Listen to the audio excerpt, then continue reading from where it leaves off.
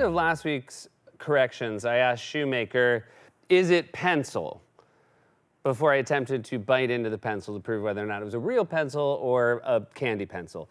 A lot of you thought this was in reference to the television show Is It Cake, hosted by our friend Mikey Day. And I was surprised that all of you referenced that show, not knowing that is not the original. The original host of Is It Cake was, first of all, it aired in the 70s on BBC. And it was hosted not by Mikey Day, but by British legend of stage and screen, Sir Laurence Olivier. We did some digging and we found a clip of the popular original version of Is It Cake? Let's take a look. Take your time. Tell me. Is it Cake?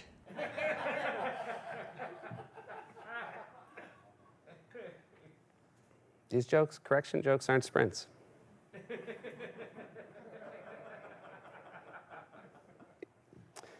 In Roadhouse, Patrick Swayze wasn't a bouncer, he was a cooler. This was something his character made clear many times. The problem is, I knew that, the problem is William H. Macy was in a different movie in 2003 called The Cooler, and he's my cooler. Sorry to say it. In the order, I love Swayze, but in the pecking order of actors, it has always been, for me, doesn't have to be the same for everybody, Macy, Swayze, Kevin Spacey.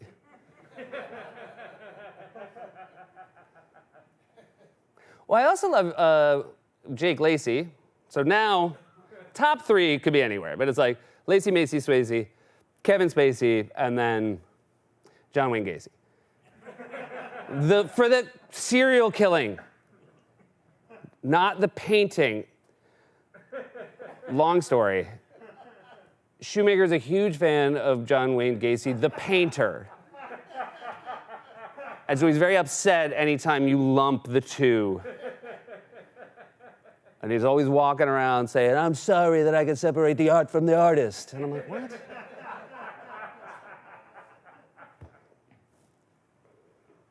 A lot of you will sometimes reference and write about Shoemaker in the comments section, and a lot of you guess the spelling of his name. It's not your fault. You know, well, actually, there are credits on the show. Like I'd say, maybe you don't have time to watch the credits, but you're leaving comments in the YouTube section. Anyways, in case you want to know, that is how you spell it. We also accept that emoji.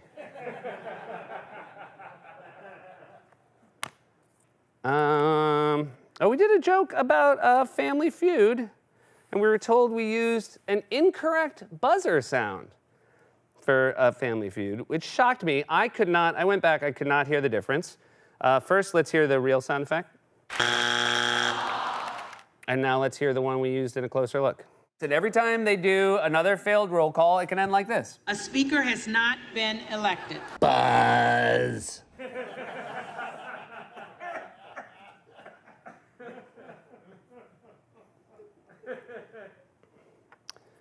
Somebody wrote in a GoPro camera is bigger than a squirrel's head. Maybe where you live, but not in New York. We got some jacked squirrels.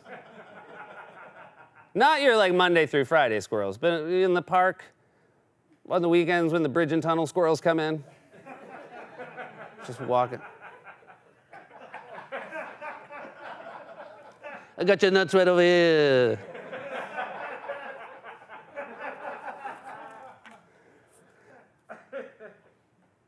Kevin McCarthy boldly proclaimed he could count. We said that wasn't that impressive because it's a Sesame Street character, skill. We had to say, I can count, showed a picture of the count. I have a sweet tooth, showed a picture of Cookie Monster. Me very ticklish, showed a picture of Elmo. Got it wrong because Elmo only says Elmo. Cookie Monster says me. It should have been I can count, me have sweet tooth, Kevin very ticklish. Thank you, a lot of you wrote that in. We also said Kevin McCarthy is second in line to the presidency, and a lot of you said he's third in line. The thing is, I don't think President Biden is in line. You know, I think he has the job. Kamala is first in line. Kevin McCarthy is second in line. So that's maybe just a difference. I see where we've split there, but I do hold fast to the way we went. Also, this is interesting. We do have a succession plan here at Late Night as well. After me, it's Amber. And after Amber, it's Scollins. So if anything happens to me, Amber takes over. And if anything happens to Amber, arrest Scollins.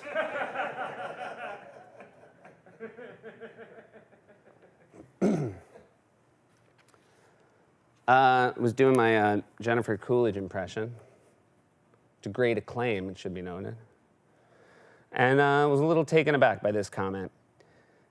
Who's Tanya? This might not be an obscure reference, and if I look it up and it's simply some White Lotus reference, then your writing staff should be ashamed. Not all of your audience is watching White Lotus or Real Housewives or whatever show that reference was from. If you do not include the subject of the reference, you might as well be writing inside jokes for corrections. And to that, all I have to say is, wow.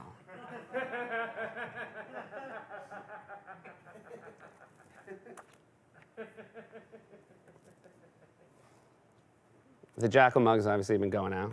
People are very happy. Someone thought this was a nice thing to write.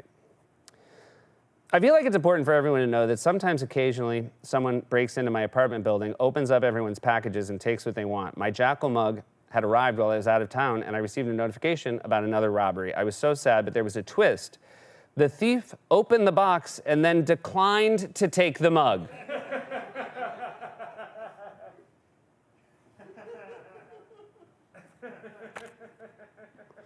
We did a bit about Benjamin Franklin trash-talking Thomas Jefferson during the Constitutional Convention, and many of you correctly pointed out Thomas Jefferson was not at the Constitutional Convention because he was serving as ambassador to France at the time. Very embarrassed anytime we make a historical error. We try to be accurate about history as much as possible in the body of the show. It's an unforgivable error, especially when we think about all the history scholars who have provided their scholarship to us. It would be easy enough anytime we talk about history to Google it and make sure we get it right. It was very flippant of us. It's beneath us. Clearly, what I should have said is Benjamin Franklin trash-talked Thomas Jefferson during the Constitutional Convention during a phone call.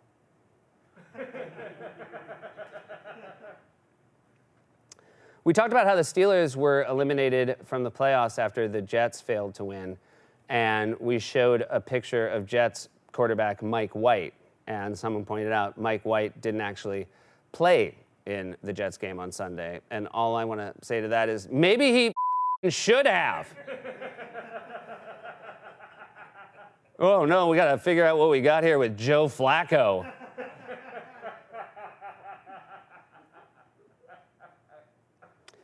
I said all dads watch Yellowstone. Someone wrote in and said, I'm a father of two and I've never seen that show. Well, bad news, bro. Those aren't your kids.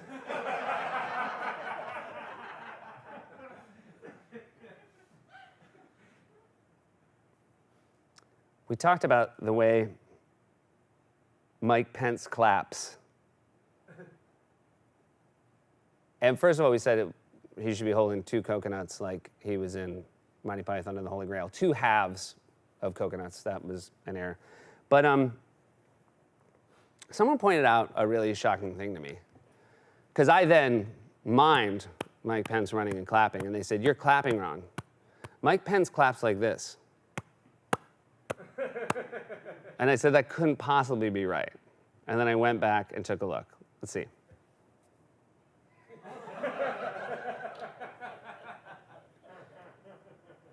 What the is that? Look at that again up close.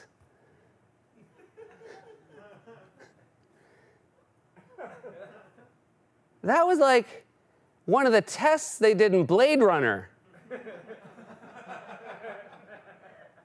They were like, clap, if you did this, that's how they knew. Oh, we had a headline about some high schoolers, a New York Post fake headline. And one of the high schoolers was named Keith. And someone wrote in and said, there are no Gen Z people named Keith. So if you're a Gen Z and your name is Keith, please go to Sea Captain Polls, where we're going to post the poll.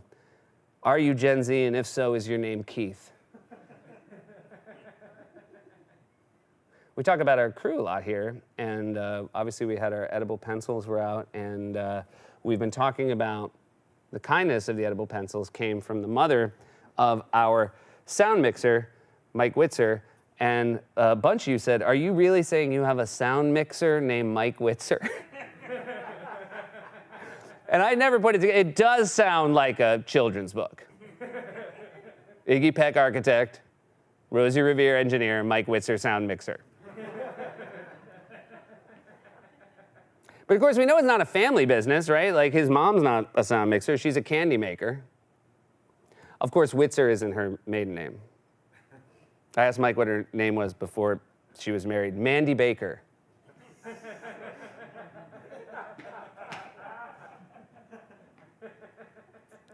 Oh, sometimes jackals really do impress me. And I'm always willing to share when I'm impressed by a jackal comment. We told an Amelia Earhart joke yesterday. Did not go great with the audience.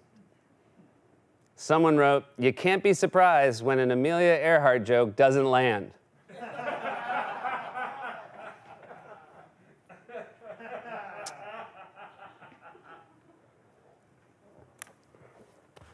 Someone sent a package to our P.O. box, and it was addressed to Wally. I opened it out of kindness because, you know, it was to Wally, so I assumed it would be like dog or anthrax.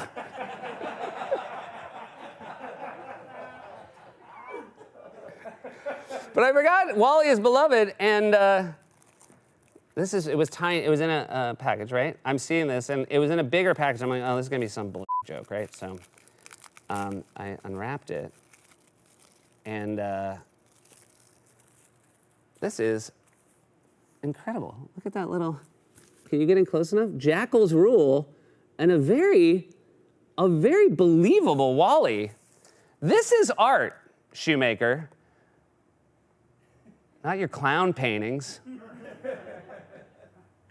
Anyway, that's our tiny Wally, and I'm going to give it to him as soon as he can prove it's legally his if it goes to my P.O. box. Shoemaker is real, by the way. Some of you have been positing that he's like a Tyler Durden from Fight Club situation. Like he's a figment of my imagination. Let me tell you how I know it's not a Tyler Durden situation. Shoemaker's never walked into a room and had someone say, whoa, is that Brad Pitt? Only the different faces, exact same body, I should know. Shoemaker's super jacked, thin jacked. And the amount he has his shirt off in the office, always something. Loves it, loves to flaunt it. Like, I'll hear, like, hammering through our shared wall, and I'll go in, he's, like, on a chair, shirt off, got, like, nails in his mouth, and he's like, gotta get the new Gacy up.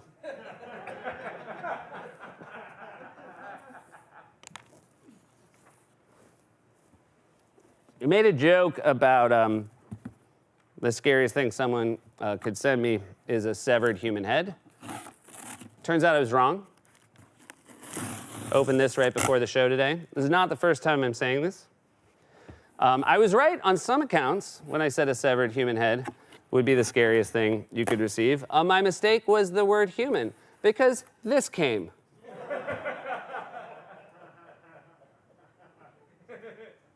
And I'm not saying you owe me an apology, but you should apologize to Donna,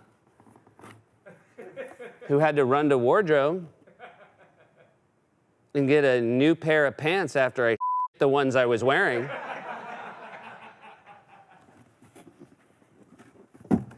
Well, you guys.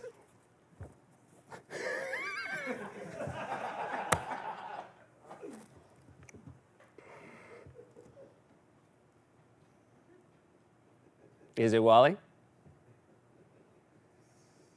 Is it Wally? I'm not doing this. Bye. See you next week.